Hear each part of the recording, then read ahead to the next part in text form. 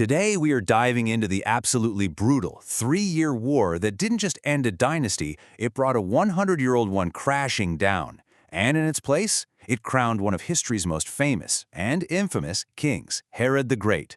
This is a story of invasion, of a fugitive's unbelievably desperate gamble, and a reversal of fortune that literally redrew the map. So think about this for a second. How does someone in power lose it all? I mean, everything, only to claw it all back and then get even more? In 41 BCE, Herod was a rising star, a governor with the full might of Rome behind him. But less than a year later, he was a fugitive, literally running for his life. This is the story of that incredible comeback.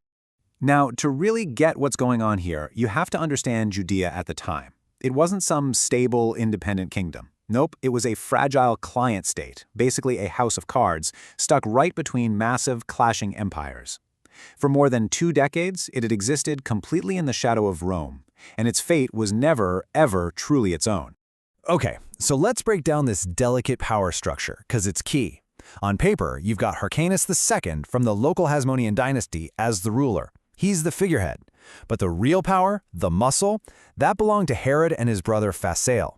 They were appointed as tetrarchs, think regional governors, directly by their Roman backer, Mark Antony. And that's the thing to remember. Their authority was tied completely to Rome, the ultimate power broker in town. So you've got this fragile piece, this house of cards, and then, boom, it all comes crashing down. The catalyst? A massive invasion from Rome's greatest rival in the East, the Parthian Empire. In an instant, the entire chessboard gets flipped over. At the heart of this whole mess were 2 very different men. On one side, you have Antigonus. He's a Hasmonean royal heir, he's got the bloodline, he represents tradition. On the other side, Herod. He's a brilliant political operator with 0 royal blood, but he's got very powerful friends in Rome. So this sets up a classic showdown, legitimacy and tradition versus raw Roman-backed ambition. And the collapse happened with just shocking speed. When the Parthians invaded in early 40 BCE, Antigonus saw his chance. He sided with the invaders and staged a brilliant coup. By the end of that 1 year, Jerusalem had fallen, the official ruler was a prisoner, and Herod was a wanted man. His entire world was upended in just a matter of months. Okay, so let's just pause and look at Herod's situation. He's been totally defeated. His brother is a prisoner, and there's a new king on the throne who wants him dead. It seems like it's game over, right? Well, not quite. He decides to make one of the most desperate gambles in history. And this is where it looks truly hopeless for him. I mean, what could he possibly do? His only potential ally, Rome, was completely distracted. His patron, Mark Antony, was getting dragged into this bitter power struggle with his rival, Octavian. A conflict that was about to explode into a full-blown civil war. With Rome looking inward, its grip on faraway places like Judea was slipping, big time. So what does he do? He flees to the very heart of the empire, Rome itself. And his approach was just politically brilliant. He didn't show up asking for a crown for himself. Oh no. His official story was that he was just a loyal employee, there only to plead for his old boss, Hyrcanus, to be restored.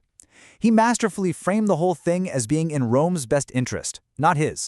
But when Herod actually got to Rome, the senators listened to his plan, and they came to a completely different conclusion. Their decision was about to change everything, in a way that I'm pretty sure no one saw coming, maybe not even Herod himself.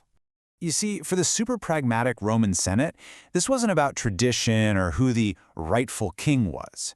The only question that mattered was, who's going to be our guy?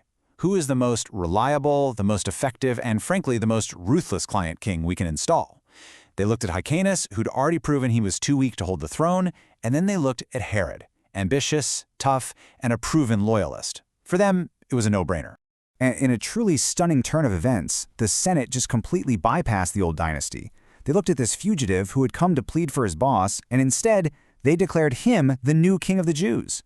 I mean, just imagine that. Herod went to Rome asking for a crown for someone else and walked out wearing it himself. But here's the catch. Having a fancy title from the Roman Senate is one thing. Actually ruling the kingdom, that's a whole different ballgame. That title wasn't a gift. It was basically a license to go to war. Herod now had to conquer the very kingdom that was supposedly his on paper. So, Herod returned with more than just a crown. He had Roman backing and a clear game plan. But this was not going to be easy. This was a brutal 3-year campaign. He had to assemble an army from scratch, conquer the countryside piece by painful piece, and forge new alliances, all before he could even think about going after the final prize, the capital city of Jerusalem. And right here, we see another one of Herod's brilliant political moves. As part of his strategy, he married a woman named Mariamne. Her connections were impeccable. She was the granddaughter of the old ruler Antigonus and the niece of his current rival Antigonus. It was a political masterstroke, basically welding his new Roman-backed power to the old, respected Hasmonean bloodline. So, by 37 BCE, after nearly 3 years of just savage fighting, it all came down to this. The war reached its climax at the walls of Jerusalem, where Antigonus was dug in for his final desperate stand. For the final push, Herod got help from the Roman governor of Syria, a guy named Sosius. Their combined army laid siege to the city. The fight was long and vicious, with the city taken street by bloody street. When Jerusalem finally fell, Antigonus was captured. But Herod knew that for his new dynasty to be secure, the old one had to be completely wiped out. So he sent Antigonus to Mark Antony, who had him executed. A ruthless, but in Herod's mind, absolutely necessary final act. And with that one final execution, the war was over. The Hasmonean dynasty, which had ruled for a century, was officially finished, gone. In its place stood a brand new one, the Herodian dynasty, which owed its entire existence to its powerful patrons back in Rome. Herod had won the war, there's no doubt about it. But this question right here is the one that really matters. Could a king who was put on the throne by a foreign power ever truly win the loyalty of his subjects? That single question would define his entire, long, and incredibly controversial reign. It set the stage for decades of amazing building projects, but also deep paranoia, brutal conflict, and tyranny. The war for Judea was over, but the struggle for its soul, well, that was just getting started.